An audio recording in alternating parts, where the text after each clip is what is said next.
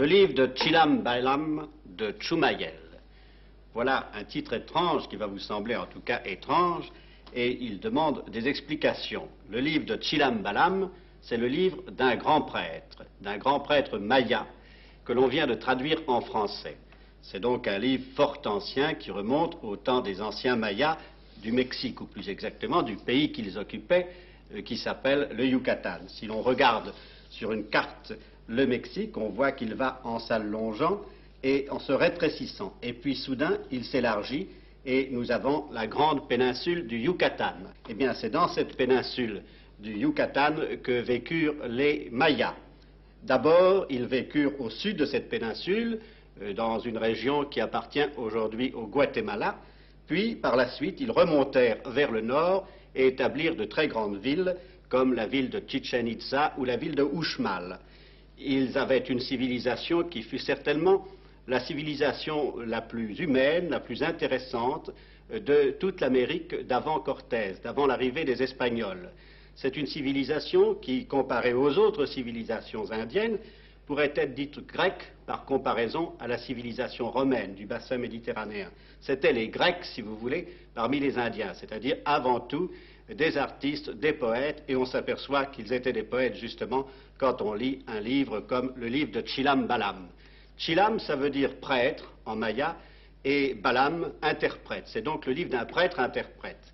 Ce livre a été écrit en espagnol après la conquête, d'après des manuscrits que l'on avait retrouvés. Il en existe plusieurs exemplaires, assez différents les uns des autres, et celui-là est extrêmement intéressant parce qu'il nous apprend à peu près tout sur la civilisation des anciens Mayas. C'est lorsqu'on voyage dans le Yucatan que l'on trouve les ruines de leur cité, et particulièrement les ruines de ce que l'on appelle le Nouvel Empire Maya, car il y a une série de grandes époques mayas. C'est une civilisation des plus anciennes. Selon certains, elle remonterait à 3000 ans avant Jésus-Christ. Il y eut un empire maya dit ancien qui fut à peu près du IVe siècle jusqu'à la fin du IXe siècle, puis le nouvel empire du IXe siècle au XVIe siècle, l'arrivée des Espagnols, si vous préférez. Il faut regarder ces monuments mayas car ils nous apprennent beaucoup de choses, et beaucoup de choses que l'on peut mieux comprendre justement après avoir lu le livre de Chilam Balam. Regardons par exemple maintenant un grand temple, une grande pyramide maya de Chichen Itza. Que voyons-nous? Eh bien, nous voyons une pyramide, ou plutôt une série de pyramides, de troncs de pyramides, surmontés en haut par un temple. Voyons tout d'abord l'escalier. Cet escalier se compose d'un certain nombre de marches. Il y a en tout 360 marches. Et ces 360 marches correspondent au nombre de jours qu'il y avait dans l'année chez les Mayas. Plus exactement, l'escalier que vous voyez n'a pas 360 marches. Il y a 4 escaliers qui font en tout 360 marches. Et au-dessus, il y a encore quelques marches, si bien que chaque fois, on a 365 marches, 365 jours. De chaque côté de cet escalier, nous avons aussi des détails extrêmement intéressants. Par exemple, nous pouvons constater que ces 9 pyramides tronquées portent chaque fois sur leur mur des blocs en creux. Or, ces blocs en creux sont 3 chaque fois par pyramide, si bien que cela nous donne un total de 52 blocs. 52 blocs, c'est le nombre d'années qu'il y avait dans le siècle maya. Enfin, si nous regardons de chaque côté de l'escalier, nous voyons qu'il y a à gauche 9 plateformes et à droite 9 plateformes, ce qui fait 18. 18 jours, ce sont les 18 plateformes qui correspondent aux 18 jours du mois. En d'autres termes, si nous regardons une pyramide maya comme celle-là, nous avons affaire à une sorte de calendrier dressé. On pouvait avoir devant ses yeux un calendrier de pierre.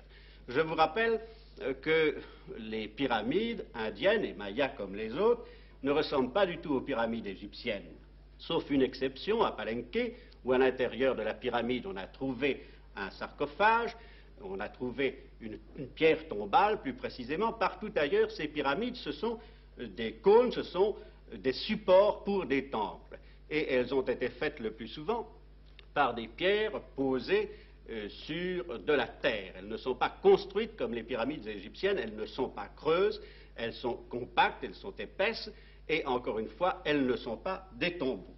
Mais elles ont une grandeur, comme vous avez pu en juger, d'après celle qui vous est projetée en ce moment. Du haut de ces pyramides étaient projetées, étaient jetées en bas les victimes que l'on sacrifiait sur l'autel devant le temple. La civilisation maya, comme toutes les civilisations indiennes, reposait sur le sacré. À chaque moment de sa vie, le maya pensait qu'il était ou qu'il devait être en contact avec des dieux très nombreux. La plupart de ces dieux étaient extrêmement cruels, ou plus exactement nous semblent à nous cruels. En fait, ils ne l'étaient pas pour les Mayas et pour les Indiens d'une façon générale, car on considérait que ces dieux demandaient des sacrifices qui, mon Dieu, assuraient l'éternité, et les victimes étaient spontanées, s'offraient au couteau du sacrificateur. Elles montaient même avec joie jusqu'au sommet du temple. Là, sur une pierre sacrificielle, on leur ouvrait la poitrine, et un prêtre en sortait leur cœur tout chaud, le tendait vers le soleil. Puis on jetait la dépouille du haut du temple, un prêtre la recevait, l'écorchait, se revêtait de la peau sanglante et dansait avec tout le peuple qui était autour. À chaque instant, disais-je, le Maya pense religieusement. Lorsque l'enfant naît, la mère lui déforme le crâne entre deux plaques de bois pour lui donner une forme sacrée. Elle lui met aussi une espèce de boule qui pend d'une ficelle entre les deux yeux afin qu'il louche, car loucher était une chose qui attirait la grâce des dieux et les bienfaits. C'est donc une civilisation extrêmement religieuse qui peut encore une fois paraître parfois sanglante, mais qui en fait ne l'était pas. Eh bien, toutes ces choses, on les apprend en lisant le livre de Chilam Balam.